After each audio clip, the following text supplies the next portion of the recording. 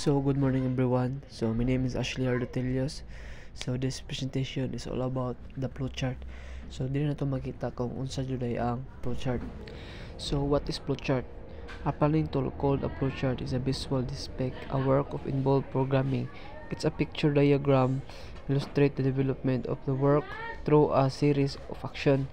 It makes use a symbol to symbolize various action or phase and arrows to display the order of preparation.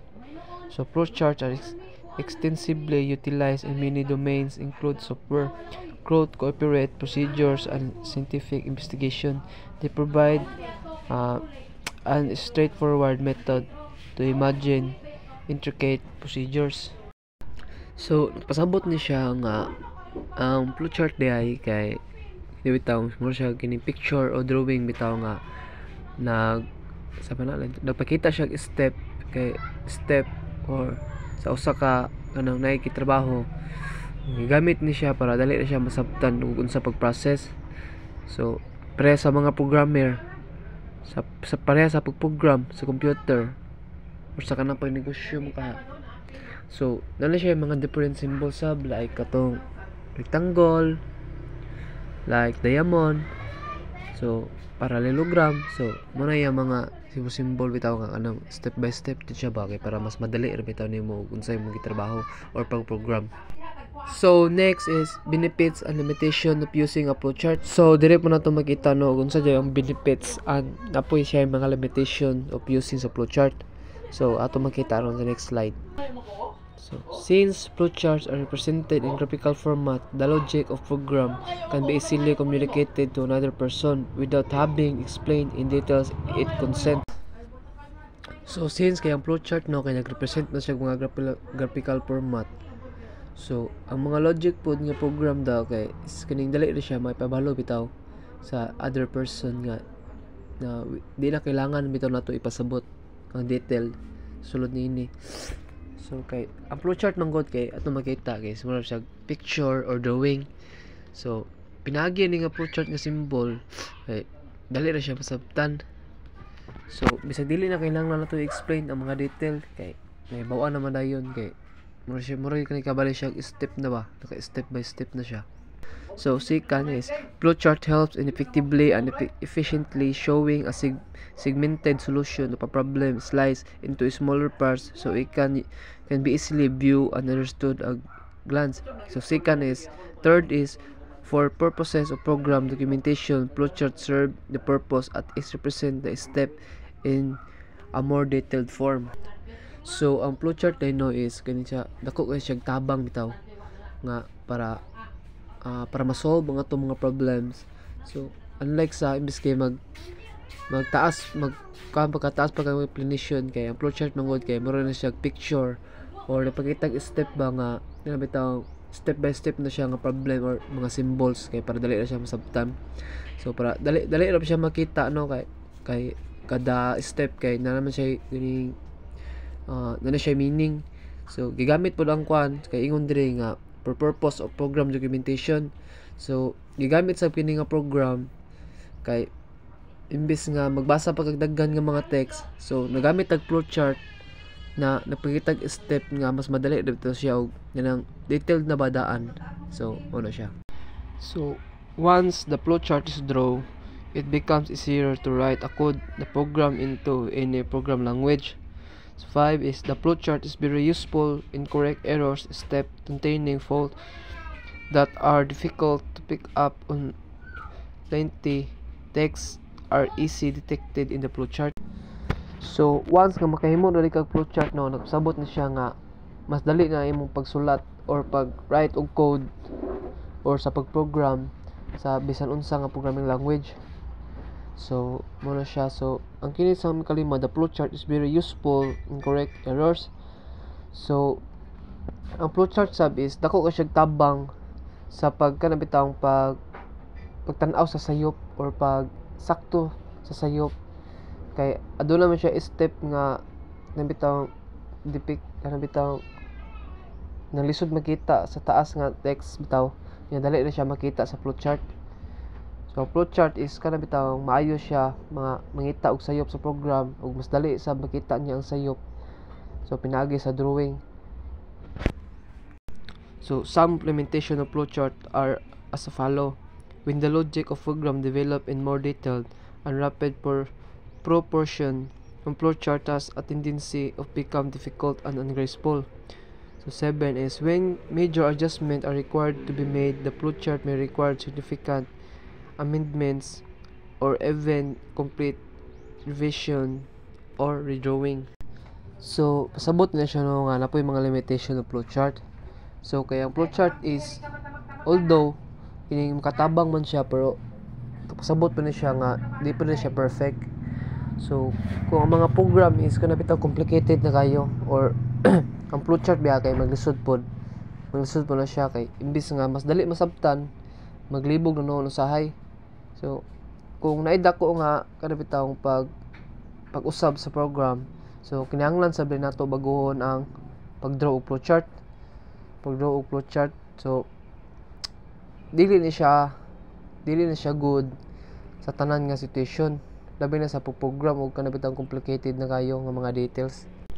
So flowchart is meant for a human communication, only no part of understandable to machine. So except for its logic, none of the current programming language is exclusively represented by the flowchart. So ang flowchart diagram is meant na siya for a human. So gigamit ni siya kay para mas dali ra bitaw masabtan ng step or dagan sa program nya ug dili na kini bitaw kini masabtan sa computer. So karon jud ang flowchart man gud kay napakita na siya logic ba or logic sa program nya dili wala na siya nag-represent og ini perfect na coding so sa usa ka programming language. So naday two types of flowchart.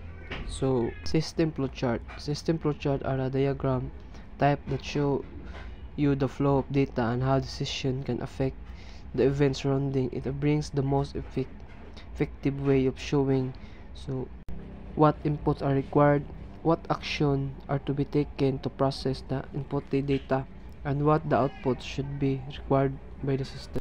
So pasabot na siya no nga kini bitaw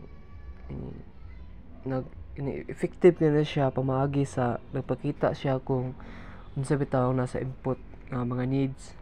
So unsa sab ang mga action nga kinahanglan buhaton aron pag-process sa mga gisulod nga data.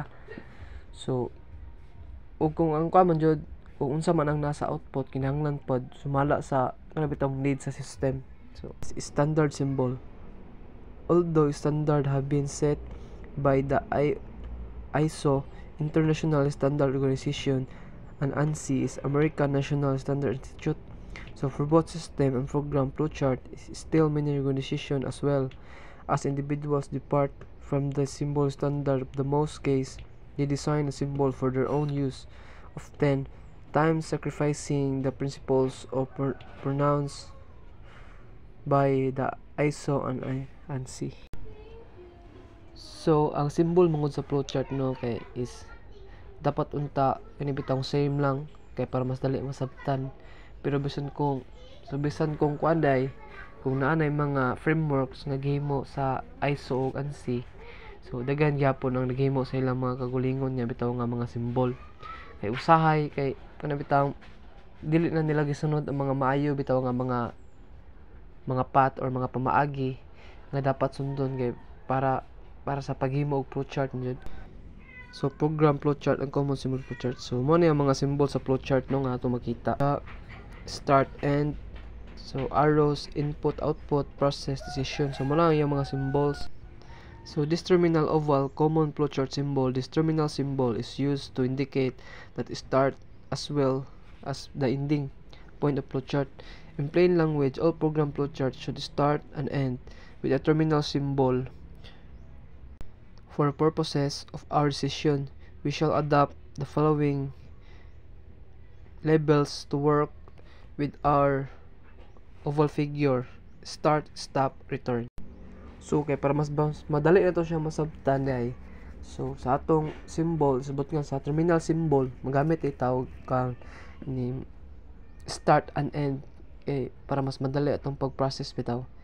So gamit ang terminal nga symbol. So mo na siya. So process rectangular. So in arithmetic, operation is represented by a process of symbol or when casing assignment individual variable. This rectangular form is the most commonly used of flowchart symbol. So ang process die is ang kanang rectangular symbol is sabot na siya nga mao din siya ang process. So it's important naman siya ang process no kay dako ka siya important sa flowchart kay para apil man siya sa step kay ug na kay process para mas tuloy-tuloy ang imong pagkuan ba pag-draw or pagsabot sa flowchart kay naman siya step nga process. So diamond, a diamond decision sign, a rhombus of diamond accentuates the decision of symbol is another name for the decision point in a flowchart. When there is a conditional statement like yes, no, or true or false question, diamonds are typically represent. So ang diamond symbol din no is isa na siya ka decision sign. So mag-represent na siya kung nakay-desisyonanan nga sa imong process nga nakay-desisyonanan.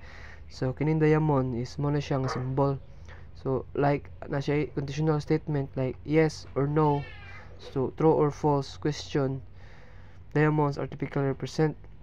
So ang decision din magbuod kung yes ka nakay step nga agihan or no nasab ka step nga agihan. So mo na siya pasabot kay naman siya guide nga decision. So mo na importante ba kay ning decision nga sign like ing aning example so na siya start, so na siya input, duha ka input, then nag-decision din siya. So na decision nga sign na diamond nga sign. So na po siya gi-input if yes kuno agto siya sa input, if no tago siya sa ubos, then end dayon. So through every stage of a flowcharting exercise, the symbol is displayed are annotated with words and details. So mo na yung mga symbols nga atong nakita no. So na siya input, na siya rectangle, na siya diamond, so na siya terminal symbol. So we can better define the device acting as a channel with which we can manage our input and output processing by using the following tables. So ato din ma-define no kung unsaon pag-manage ang input ug output sa processing by using the following levels. So na siya quadre input, read, write, print, and display. So na siya description na makita na to sa sign. So mo na siya mga logical symbols. So equal, greater than, less than, and less than. So mo na siya. So thank you guys and God bless us all.